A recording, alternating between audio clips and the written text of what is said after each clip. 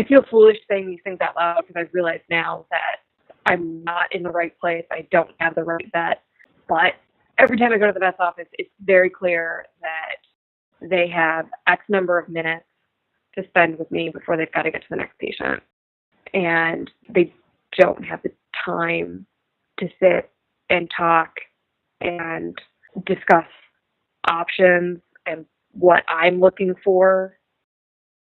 Obviously, knowing where to find the support once you recognize the issue is a big thing. And Kristen, you want to talk about the person on the end of the leash?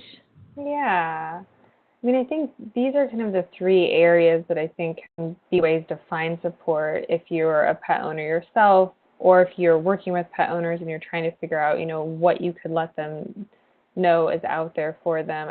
A lot of owners talk about just informing themselves and learning about the problem can be really helpful and kind of help them feel empowered as their pet's advocate, and just the knowledge itself can be helpful, but I think it also can connect people to a larger community in itself of other either professionals who are writing really helpful material about this or connecting to other communities that are out there.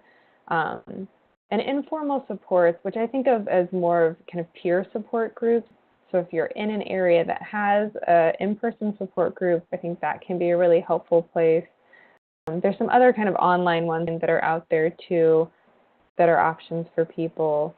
And I think just having professional support, finding a therapist or a mental health professional to support you through this can be enormously helpful. And I also want to make sure you find the right person so that you actually get the support you want.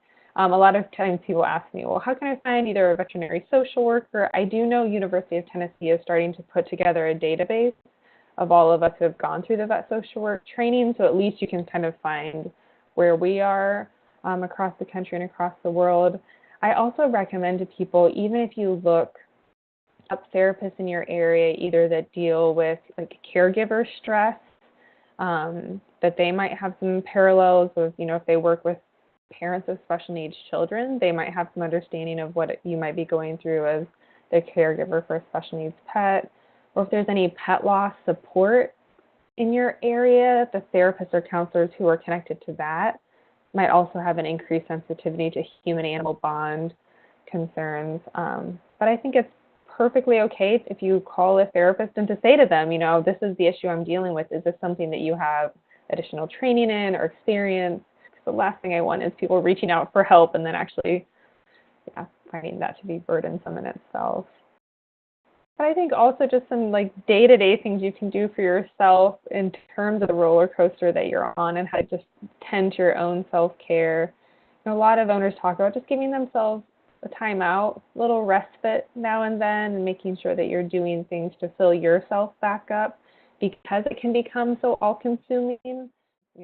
Some people I work with that talk about they kind of all of a sudden realize the only thing in their life is their pet and work.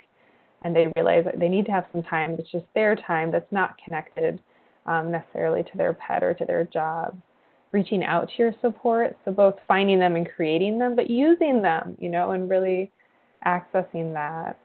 And trying to focus on the positives. I think that's kind of what Dr. C was saying at the beginning around it's a big adjustment and an acceptance, and maybe it's adjusting your expectations of what life is going to be like with your pet. And kind of within that, being able to find the positives. There are genuinely moments that you enjoy and you treasure, and that you can find that, the warm fuzzies even amidst a lot of painful moments too.